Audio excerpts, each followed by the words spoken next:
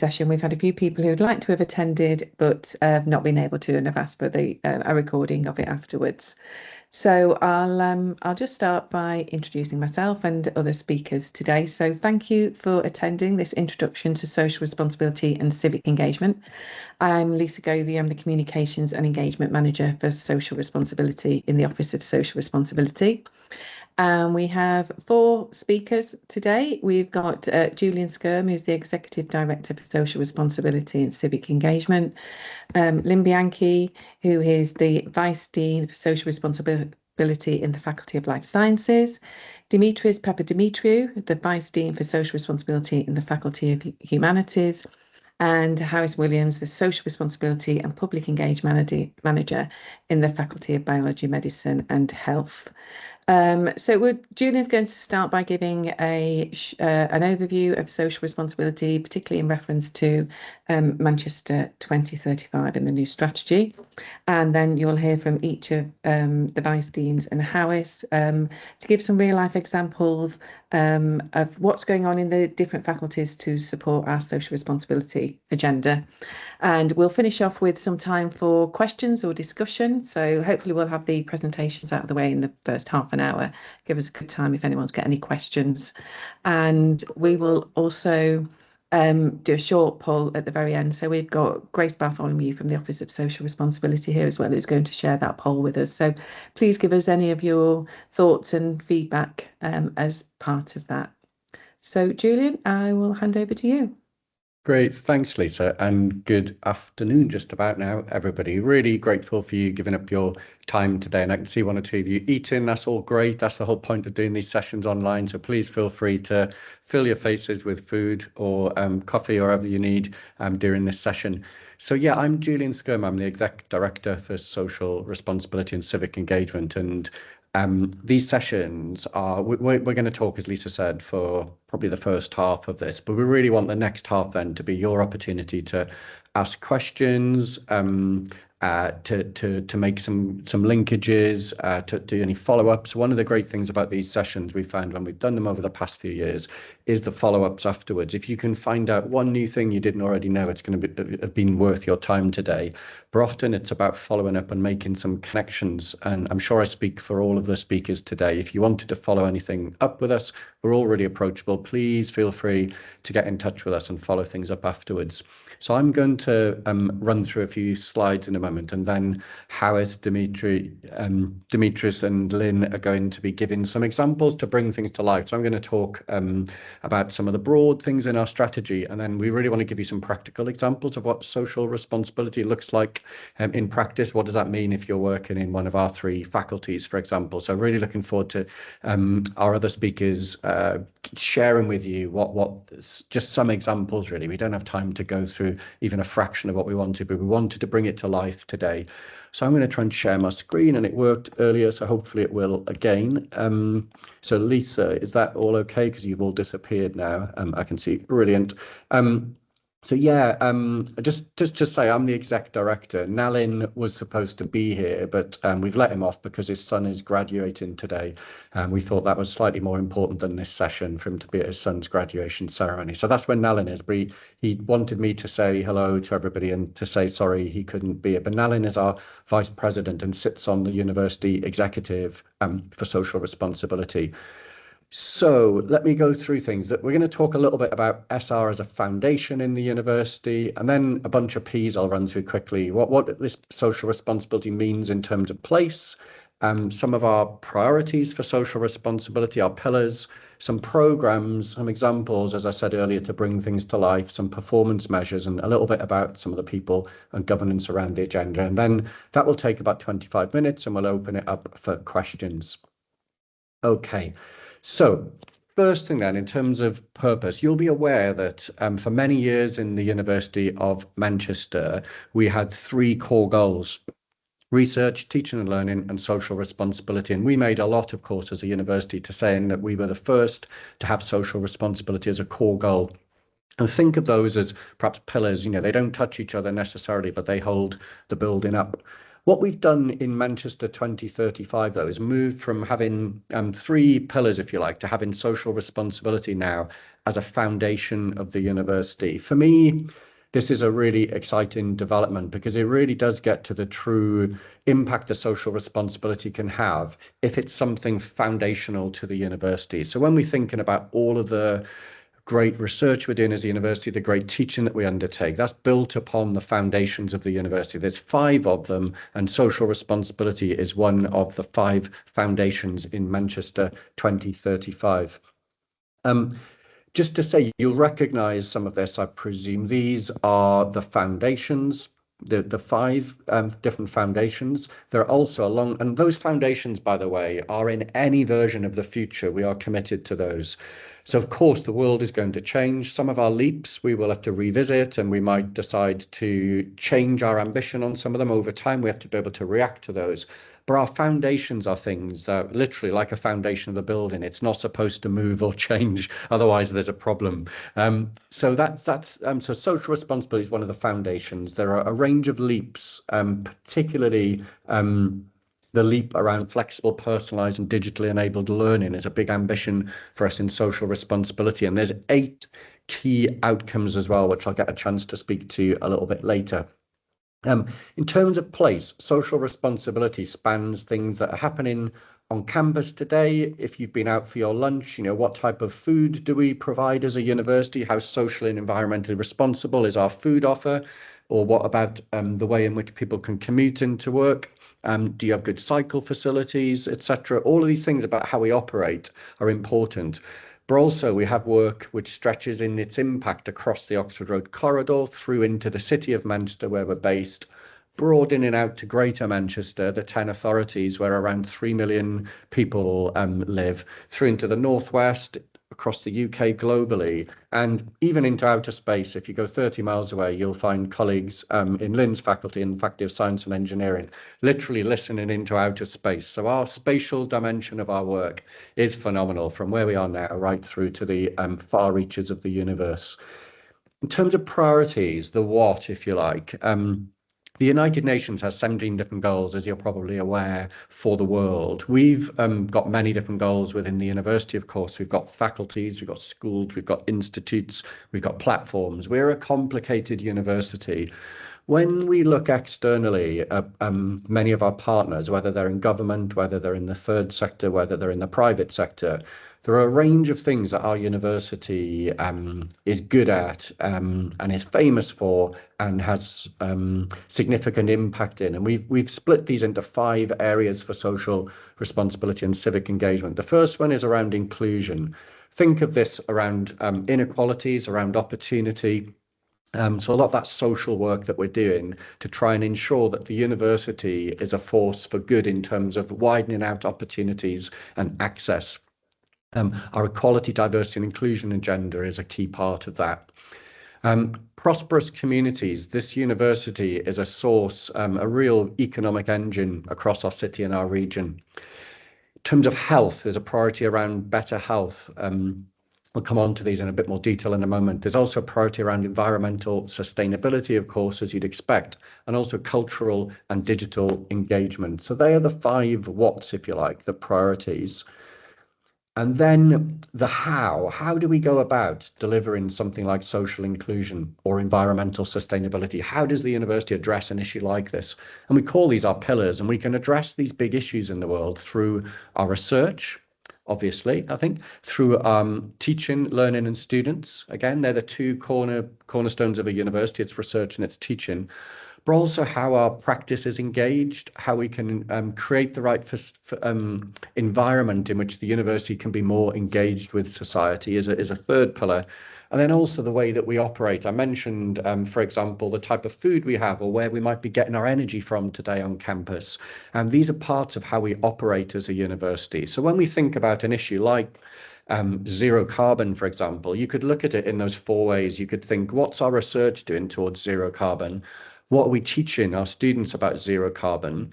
How can we engage in the zero carbon agenda with our partners in terms of how we practice this and who we partner with? And then fourthly, about how we operate as well. Zero carbon. It's not just we research and teach about this and engage with the people in practice, but also we have our own big carbon footprint, of course, in the way we operate. So that's the how, if you like, and it's just a conceptual model through which we think about our work. So let me just say something really quickly about these models, and then I'll be passing over to our other speakers. So when we're thinking about engaged research, some of the big areas of work that we're focused on around engaged research, this first area, particularly wanted to draw your attention to the importance of participatory and co-produced research. There's a huge priority on the university to ensure that our processes and practices are allowing the university to undertake more participatory forms of research. So a large focus for many of our academic colleagues, and in social responsibility with our research impact colleagues, we do a lot of work in this area. Also around research, we do a lot of work mapping our research to the Sustainable Development Goals. So, for example, last week I was with Howes and other colleagues in the Faculty of Biology, Medicine and Health, where we were really looking in more detail at how does the university contribute to SDG 3, which is good health and well-being, through its different research institutes, for example, and what's our impact there. So they're just some examples of what we're doing around engaged research. In terms of engaged teaching, learning and students, the big ticket item, although this covers a wide range of areas, when we're thinking about engaged teaching, learning and students, we have to think about who do we bring into the university to teach in the first place? Are they from the widest range of backgrounds? What type of student experience are we giving them? What do they go on to do as future professionals in terms of their contribution to the world? The big area in Manchester 2035, though, is something called partner-enabled learning, and you'll hear more about this as we move forward. There's going to be a lot of engagement sessions with staff coming up on this, and it's a key leap in Manchester 2035. And this will be ensuring that all of our students can make a positive contribution to society, not in a voluntary sense on perhaps a Thursday night after they finish studying, but how can they make a social, environmental, an economic, a cultural, a health contribution to the world through their assessed program, through their study program.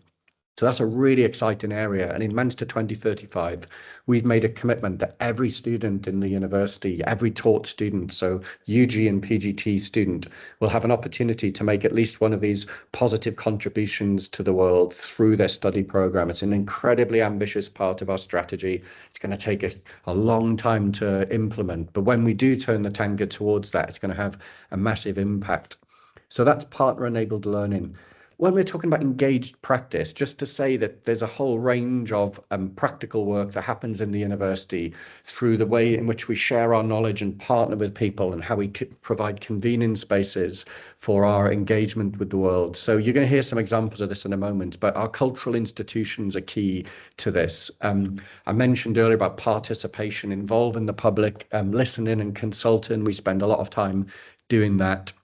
In the Faculty of Biology, Medicine and Health, for example, they spend a lot of time listening to patients and ensuring their voice is integral to social responsibility. How we think about partnerships, whether they're local, national or global, and how we face into the Sustainable Development Goals. They're part of our engaged practice pillar. And then finally, engaged operations. This covers the way in which we're embedding social responsibility, sustainability and EDI into our operations as a university. So we have a big challenge around staff and student representation and belonging, and which is part of our equality, diversity and inclusion plan. How we create more sustainable operations, and how we think about our role as a big spender and a big employer in the university, and how we can use those for good. So that's my kind of framing of things. What I'm going to do now is pass over to some colleagues, and in the order of the slides, hopefully it's no surprise to my colleagues. I think I'm looking up my next slide. That's Howes, I think, from the Faculty of Biology, Medicine and Health next. So please just ask me to move any slides along that I need to do. So hopefully your slide is there now, Howes. Is that right? Give me a thumbs up. That's a You can thumbs up, see it. and Brilliant. thank you very much, Julian. Over to you, Howes. Thank you. Thank you. Good afternoon, everyone. I'm presenting on behalf of Professor Natalie Gardner, who is our Vice Dean for Social Responsibility, because today marks UNESCO's International Day of Women and Girls in Science, and Natalie is currently at an international symposium. So what I want to tell you a little bit about today to bring to life is the partner-enabled learning. That's happening in our faculty. So partner-enabled learning, as Julian said, it's a big leap in the Manchester 2035 strategy and encompasses service learning, work experience, and industry projects. So today I'm going to give you two examples of service learning in our faculty. One is very established and one is emerging. So cardiovascular disease is the leading cause of premature death and health inequalities across Greater Manchester. So Harsha Palmer and Sarah Knighton have devised a way of enabling our students to make a positive contribution to that. So this is through their student-led campus health clinics that they've been running for the last few years.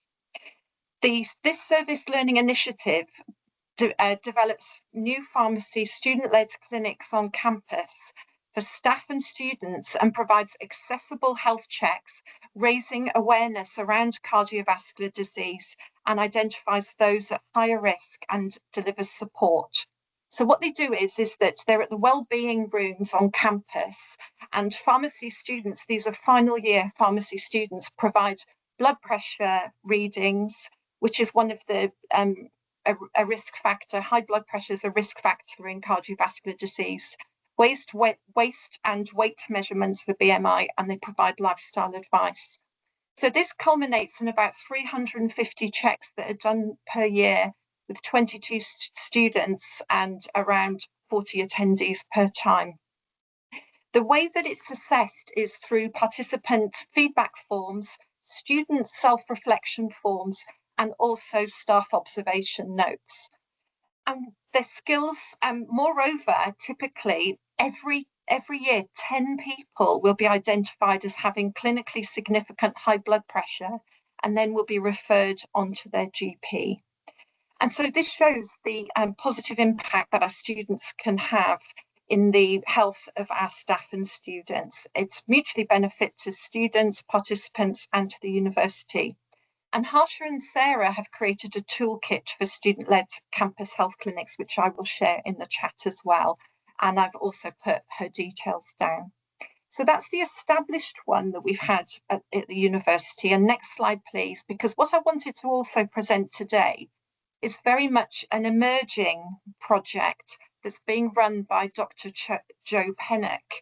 Now, this is a really, really good example where it has a really nice intersection between partner-enabled learning, service learning, and science communication and public engagement. Because for many years, final year School of Biological Studies undergraduates have been writing a public engagement, a science communication project as part of their final year. And what Joe has been able to do is to the resources that those students will create will actually directly meet the needs of partners. So now she's recruited 18 external partners across charity, business, and industry in order to meet with their students, define the things that they need, and then the students go away and develop resources according to that partner need.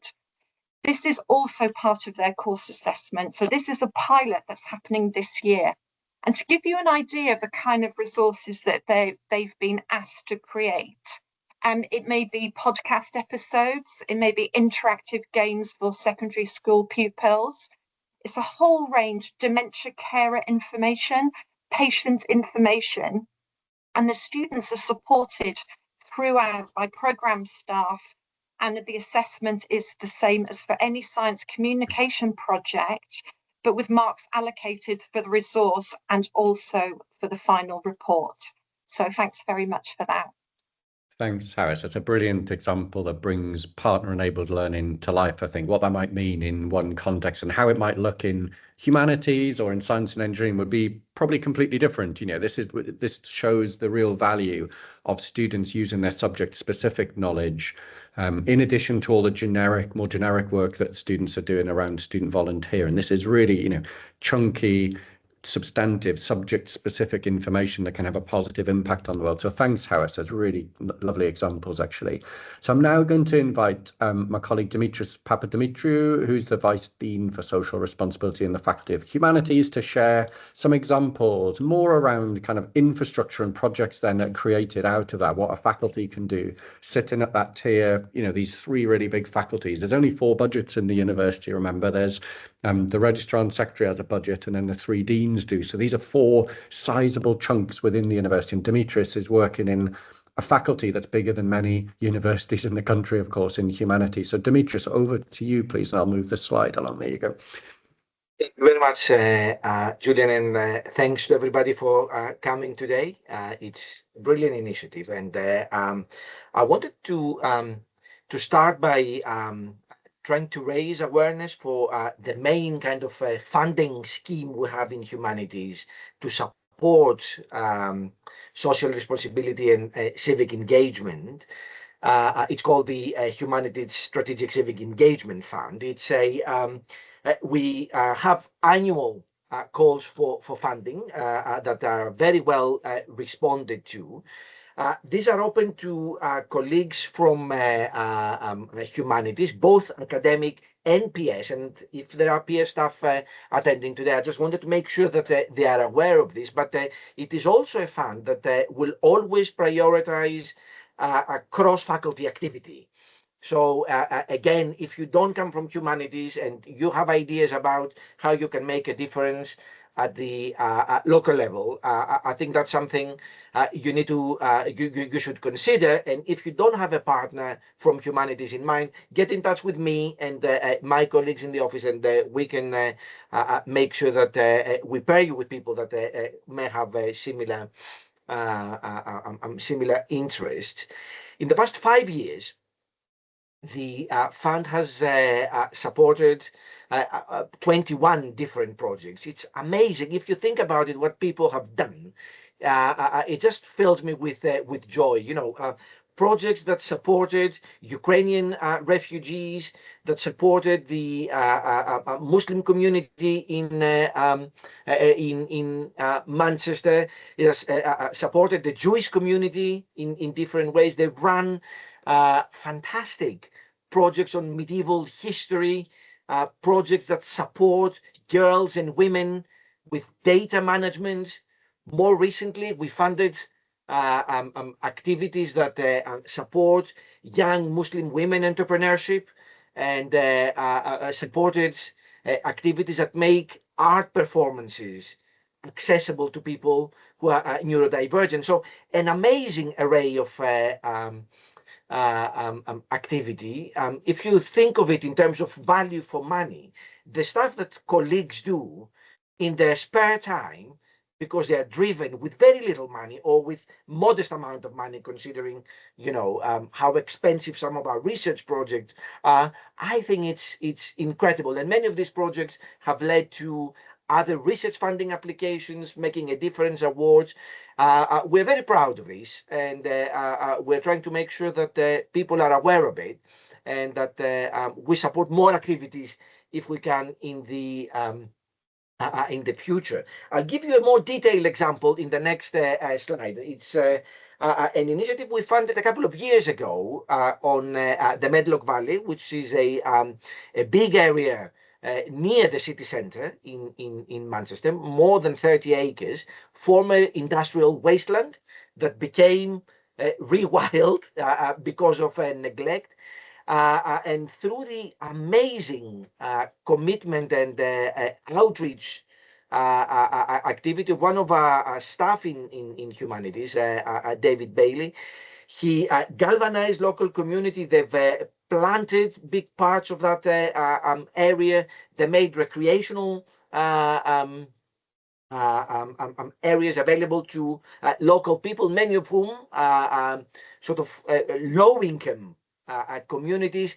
They galvanize support against unregulated development in that area. It's a great idea, and that didn't come from somebody who was a nature expert or an environmental sustainability expert. It was a member of staff who felt strongly about deprivation and local neglect, got in touch with people, got in touch with many of our own students to support activities there. Now they're making history trails there, and they will also be applying for a national lottery funding to make the project even bigger. So that's just some examples of the kind of activities that people from humanities do. They don't do them on their own.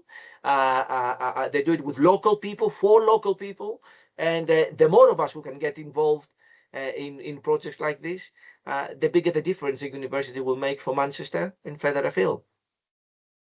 Thanks very much, Dimitris. It's a really good example, complete contrast, as you can see, hopefully, to some of the examples that Howitz gave there in the Faculty of Biology, Medicine and Health.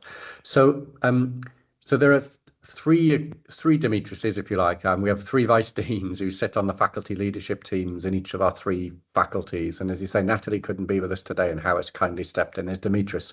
And last but certainly not least is Lynn Bianchi. Professor Lynn Bianchi is an expert on science education in her sort of main area of her work, but also she has a leadership role taking forward social responsibility and equality, diversity, inclusion and access in the Faculty of Science and Engineering. So Lynn, I'll move the slide along. Really pleased that you can be here today to share an example from your faculty. Thank you. Thanks, Julian. I'm more than happy to be called another Dimitris because I'm just very proud of that. Are you okay? You said that it was a bit noisy in here, but are you all right? There's no background noise now, is there? Are you okay? Okay, on the spatial thing. So yeah, thank you very much for the opportunity to speak. So yes, well, the third faculty here represented today. I've just used one slide. I think we probably all could have had about 20 odd, couldn't we? And really, our work in this area falls across two different delivery groups, you might say. The more traditional FSE social responsibility team, and also something called CERI. And I've probably got the pleasure of sitting with a hat on in both camps. So we'll just talk a little bit to each part of that because it is slightly different to the other faculties. So from a social responsibility team perspective, this would be the similar work that's going on in the other faculties around driving our environmental sustainability work in the faculty. And for us, that really means looking at our lab spaces and ensuring that our lab spaces are what we call LEAF accredited. So these are our wet labs. And we're really keen to make sure that, as with other parts of the university, that all of our labs are working in a sustainable manner, whether that's due to the procurement, that's the way that people operate within those spaces, etc. And LEAF is an accreditation which is at a bronze, silver, or gold level. And we've seen really significant progress over this. It's something that you continually renew and becomes very much the part of your culture within labs. And so obviously, as we do a lot of research around sustainability, sustainable environmental sustainability, this is just another means by which the faculty can also demonstrate how it is contributing to the targets set by the university and, more broadly, our moral obligation to how we work well. So we have that, and we have two heads of environmental sustainability, one that sits sitting at both of our main schools, the School of Natural Sciences and the School of Engineering. And so they're our academic leads, you might say, in both of those schools, very much actively rallying support from all of the academics, professional services staff, and obviously our student societies and our students as well taking part in this. It doesn't fall on just one of us or one group. So from that environmental sustainability side, we can then move to our EDI, which we could talk at length about as well. But these are key areas which are held by both our schools, and there's teams of people working on things like Athena Swan, etc. But turning more towards sort of what we would class more in sort of the social responsibility side of things with Julian and his team, we really think about our public engagement, our civic engagement, and our schools outreach. And I think it's the schools outreach that we would probably say that is the pièce de résistance really here in the Faculty of Science and Engineering, and complements the work that other colleagues do across the university. And so this really looks at how we are improving education in Greater Manchester and beyond within the STEM disciplines, how we're improving equity and social justice in those areas so that more young people from areas of social disadvantage or from underrepresented groups are affiliated to STEM or have what we call STEM capital. That means that they basically would have more opportunities to think about STEM within their world, within their life, and maybe at some point wish to choose STEM as a discipline, but not always in that way. And to offer this, SERI works very much across the Greater Manchester area in particular, but on a UK and international basis to work with in-service teachers anywhere from their first year in their profession to their last, looking at how we teach the national curriculum for science, technology, engineering and maths a little bit to the best of their ability. And we'll do professional development for teachers at scale and also projects, innovative projects and campaigns to do that. Our social responsibility team will also pick up the mantle of our more typical outreach activities. So doing more face-to-face work with pupils who would be brought in for workshops into the university or workshops taken out into schools, and working with multiple partners across the city. Some of our most prestigious ones with people like Manchester United Football Club, for instance, Oldham Athletic and those kinds of groups. One of our big flagship campaigns, we've got two, you can see the logos here at the bottom. The one on the left is called the Great Science Share for Schools. You might hear about this in various bits of press. We just went to launch with our new resources this week. So this is a global campaign. It's hitting 870,000 young people now since its inception about 10 years ago across 50 countries. We have the real pleasure to work with UNESCO on this one due to its inclusive manner in which it encourages young people to ask, investigate and share a scientific question. You'll be able to see this live on site happening here at the university on the 16th of June, should people be interested to come along. But sooner than that, in March, you'll also be able to see what the university, what our faculty does in our non-traditional spaces across Greater Manchester. So Fun Lab is an opportunity where we take our science from all of the different disciplines here in FSE out to the Trafford Centre. So you'll know the Trafford Centre is a huge shopping centre off the M60. And in the first week of March, Fun Lab will bring science to what we call non-traditional audiences, another really important area of work, which allows people who maybe not affiliate with STEM start to engage in an informal way, in a non-threatening way, but in a way that's absolutely fascinating and opens the doors of our work and our research here in the university. So just a small glimmer into how we sort of go through the mainstream curriculum and also into non-traditional audience spaces and that link into environmental sustainability as well. I could talk on. I'm very happy to talk to anybody outside of this meeting and do get in touch. But for now, I'll hand back to you, Julia. Thanks, Lynn. Brilliant examples again, and really hit home, the different contributions that our faculties make. I think this diversity is a real strength of our university's approach, and there's very few other universities you can find around the world that have this whole institution engagement that uses that diversity as a real strength. So thanks, Lynn, for sharing that. Demetrius, Howard, Lynn, if you wanted to put any links in the chat while I finish up, to share with colleagues, you're more than welcome to do that as well. So I'll see Howard is straight in there. Thank you, Howard. But yeah, it'd be really good to put links to anything you've talked about if you want to. So in terms of just finishing up before we open it up, let me just say that all of this work that we do, we do evaluate it. We do think that a performance in social responsibility, it's not all about inputs of things. The outcomes do matter, just like they do in surgery there. So you'll know that in Manchester 2035, there are 8 overall measures. So I wanted to just highlight that social responsibility is one of the 8 measures in Manchester 2035. And we have, it's broken down into 2 elements. Firstly, we want to be in the top 1% of universities in the world for our impact towards the 17 UN goals, the global goals, the SDGs. And there's an annual performance measure, which I'll talk about in a moment for that. And then secondly, we want to make progress towards being zero carbon by 2038, which sounds a long way away, but it's not. It's 12 years away now, so it's time is ticking, and we are making some good progress on that and lots of exciting plans as we move forward. So they're the 2 key measures. Why did we look at the SDGs first of all? Well, I think universities typically start inside and then face out. We expect the rest of the world to be interested in what we think, rather than perhaps take what does the world need and think, how can the university respond? So we take this more sort of outside-in approach when we think about the SDGs, because at UN level, there's 17 SDGs with 169 targets, 223 indicators. Luckily, the Times Higher Education came along 7 years ago now, and it took those 17 SDGs and thought, what does that mean for the university sector? Can you develop metrics and measurements about how universities are meeting those SDGs? And they developed a really innovative method. We've taken part in this ranking exercise all 7 years since it begun. So you'll see in 2019, when it begun, we were top in Europe and top in the UK, and there were just 450 entrants. Move right along to the right-hand side in 2025. It's gone from 450 to 2,318 entrants.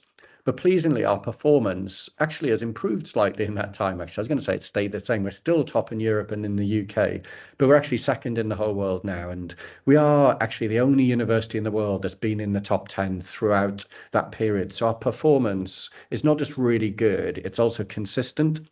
And I challenge you to find a part of the university that's not contributing in some way to this overall performance, because it looks at our research, our teaching, our public engagement work, how we operate as a university, and it draws on all 17 goals. So in other words, it covers the whole smorgasbord of our academic specialisms across the university. So it's something everybody should be really proud of.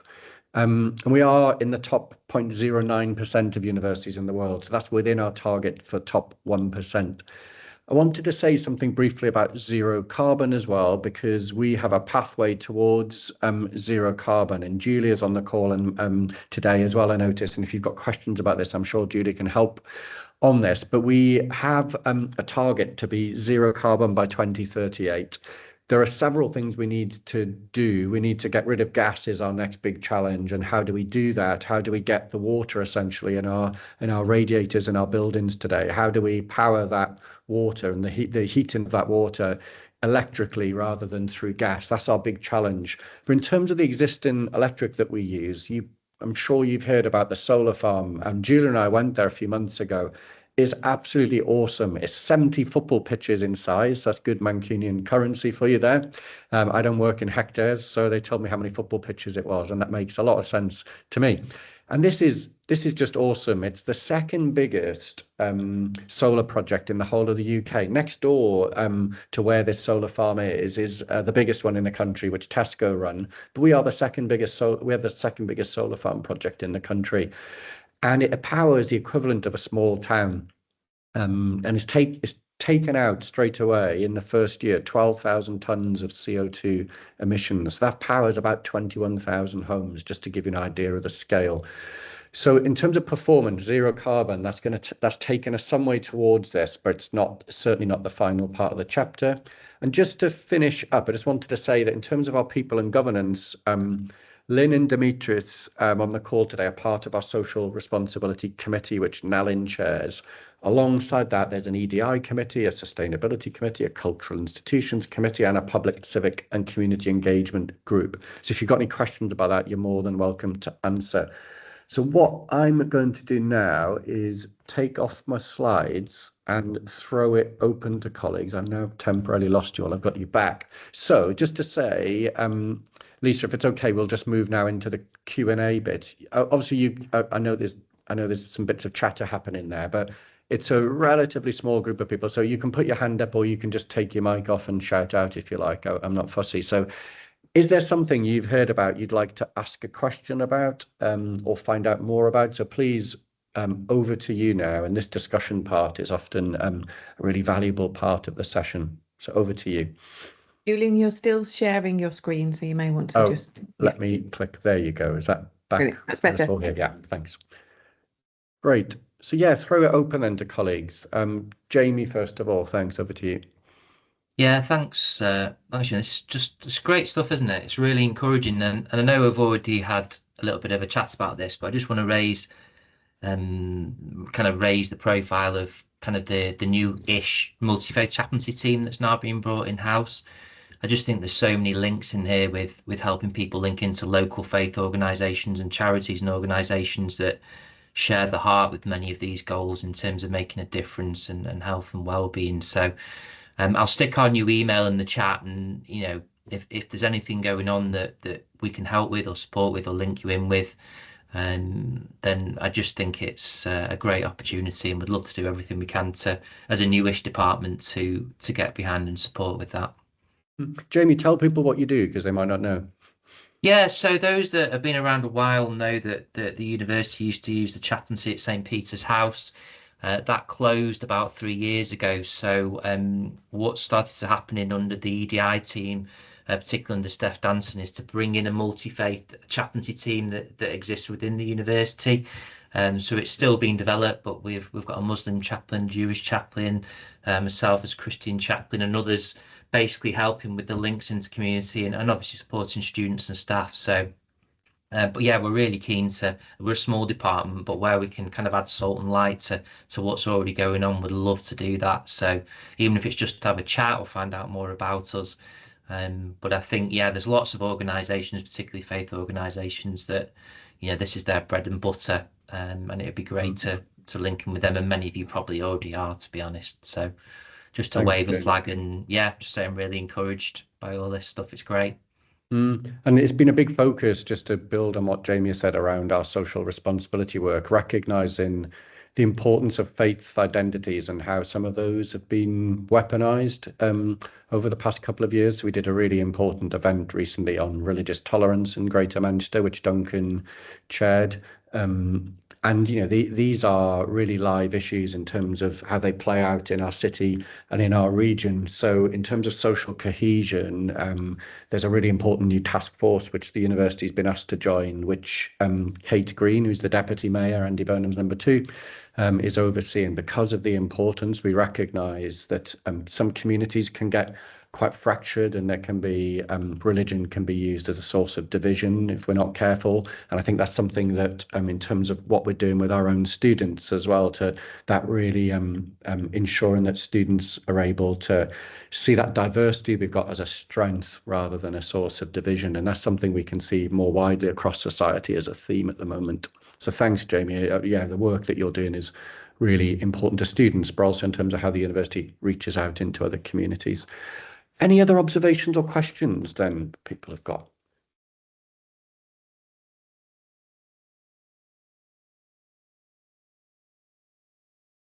Dimitris. Yeah, just to add very briefly that, you know, the university has just launched a new strategy. You know, there are structures and there are calls around for all things relating to social responsibility and civic engagement. But I'm sure there are many more ideas that people have and might think, you know, there is nothing that address this idea of mine. Just get in touch with us. Whatever idea you have, even if it is out of the box, if it's not neatly matching to what we are presenting here, you know, we are not here for the formality and the bureaucratic kind of lingo of the university. We want to make a difference, and people should always feel empowered to drop us an email and come up with an idea. You come up with the idea, we'll come up with a solution, right? These frameworks only can do so much, but people's ingenuity and ideas and commitments are always bigger. And our responsibility is to make sure that these things happen, and they very often do. And I'm just thinking of the fantastic project we've been running in the past few years on the historic links of the university to slavery. That was one person's idea and passion and commitment, and we nurtured it. I know that Julian's team did, other people around the university did, and it produced something which is really very good.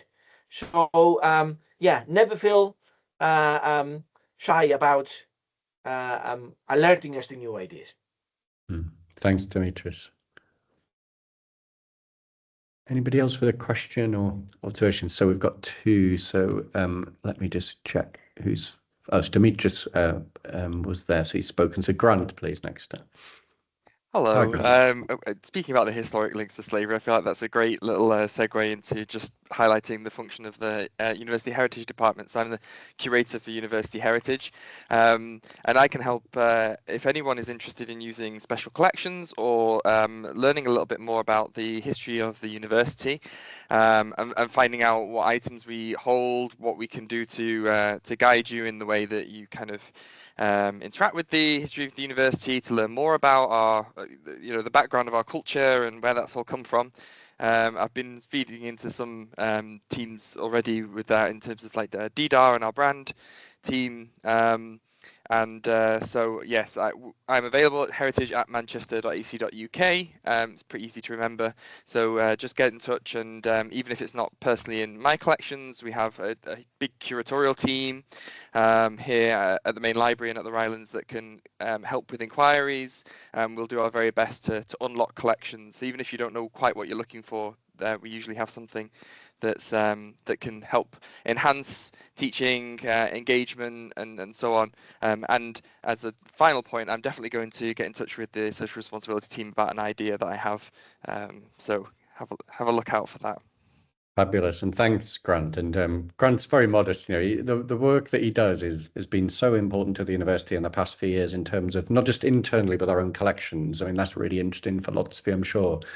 But also how we've opened up our campus as a place that people from Manchester and Greater Manchester are really proud to come and look around. And there's such amazing stories and innovations and discoveries, and really people are so passionate and proud that this place exists in their city and in their region. And when we have open days and community days, Grant's always really kind with his time, and they're really popular. People really love looking around our university and finding out, because everybody's heard of, oh, the atom was split in Manchester, the first computer, but they can actually go and see those buildings and hear that in context and find out that universities didn't always do this idea of doing research. It's quite a new thing. It can come largely from Germany, this idea of a research university. Until universities like Manchester came around, we just taught students. That's what universities did. So this idea of research and science.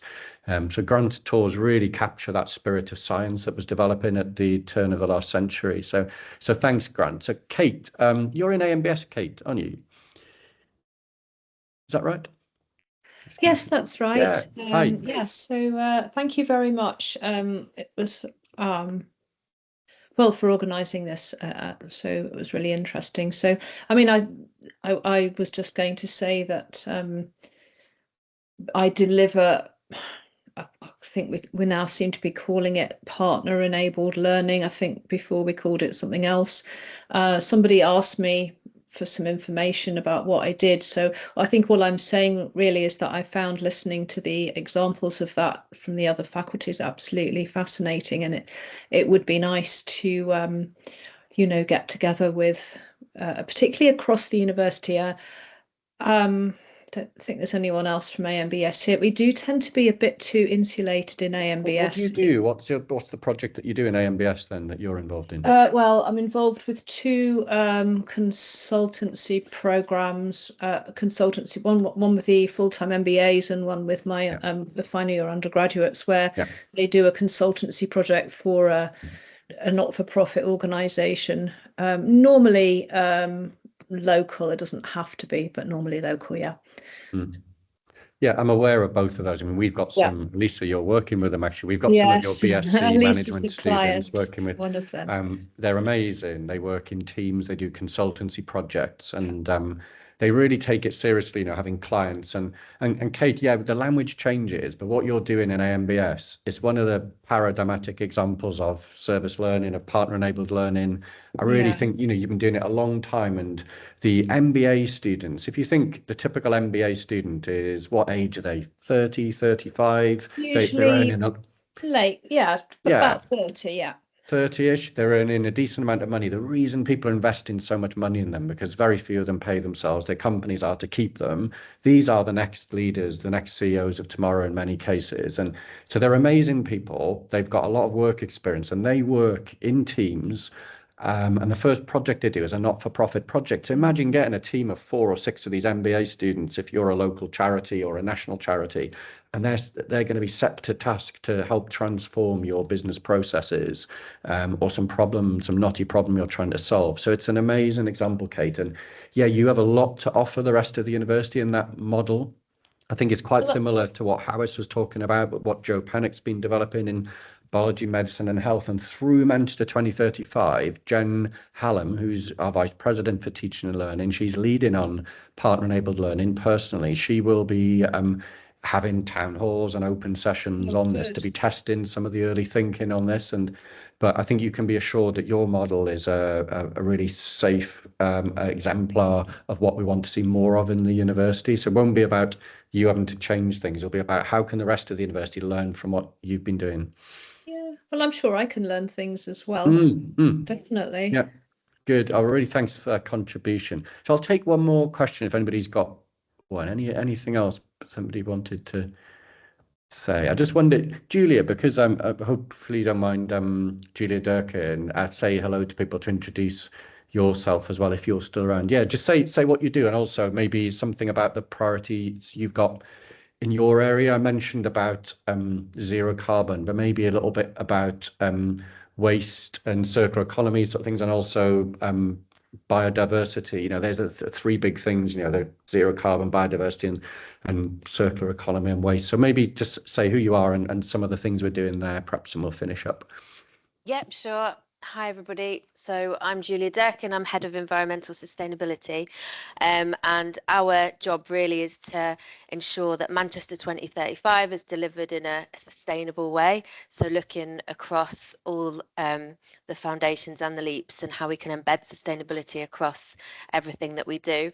So as Julia mentioned, we've got sort of the three, I guess, cross-cutting themes to our work around reducing carbon, around becoming nature positive, and then also around this idea of circular resources, resource efficiency, reducing waste, and making procurement sustainable as well. So we're working, we've got some plans in each of those areas, and we've mentioned sort of the zero carbon and energy side of it already, but we also are looking at our scope 3 emissions. So those are the emissions not from our buildings or the energy that we use, but more from our other activities across the value chain, like the travel that we do, the resources that we buy, and sort of our investments and pensions. And then under sort of nature and biodiversity, looking again at across that entire value chain, where are our impacts and dependencies on nature, and what can we do in terms of reducing them? So for instance, in food, we've done a lot of work around the types of things that we buy. So we've taken beef off the menu, for example, which obviously has a big impact both on carbon and on nature. So that's just one example. And then around sort of the circular economy, there's lots of work going on there. We have things like the furniture reuse store. So taking surplus furniture from across the university and either making sure we reuse it within the university, or we partner with, I think, over 60 sort of local organisations, schools, community groups, etc., and provide those that furniture to them to enable them to do their work.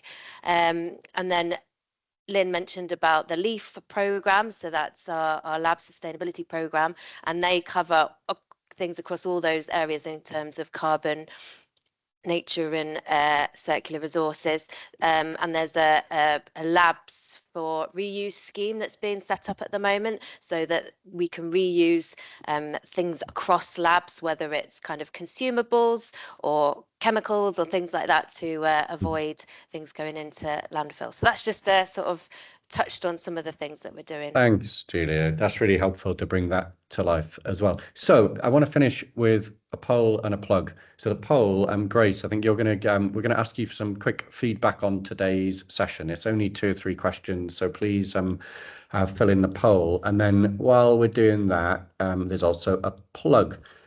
Is my screen sharing there, Lisa? Yeah, so this is the plug. If you wanted to come to a session like this, focused specifically on public engagement and partnerships in practice across the university, you're welcome to sign up to a session we've got using this same sort of format, which will really deep dive into the area of public engagement. So I just wanted to highlight that as well. So if I stop sharing my screen there, so yeah, the polls there. So that leads me finally to thank my fellow speakers, but most of all, thank you for giving up your time today and contributing in the way you've done. There's lots of really good chat in links there, which will be there after you hang up. If you wanted to go back and visit anything, there's some really good links. So feel free to follow those up. And just to reiterate what all of the speakers said, for what Harris, Demetrius and Lynn said, and Julia indeed, please feel free to get in touch if you've got any ideas or you wanted to follow anything up. I've already had an email during the session. I'm sure we'll get one or two more, and that's really welcomed, please. That's a really valuable part of what we do today. So keep the conversation going. Enjoy the rest of your Wednesday afternoons. I think we're officially over the hump of the week now, with 2.5 days to go. So thank you very much for coming along. And if you want to come to future sessions, please feel free to sign up. Enjoy the rest of your day, everyone. Thank you. Julian, sorry, could I just add, I put a few links in the chat there for people, but as well as the public engagement session in March, we've got one on civic engagement in April. There's a link to that. And if any of you have your own stories of social responsibility, or indeed want to read other people's stories of social responsibility, please just sign up to our newsletter. And also like to thank everybody for attending and our 4 speakers today. Thanks, Lisa.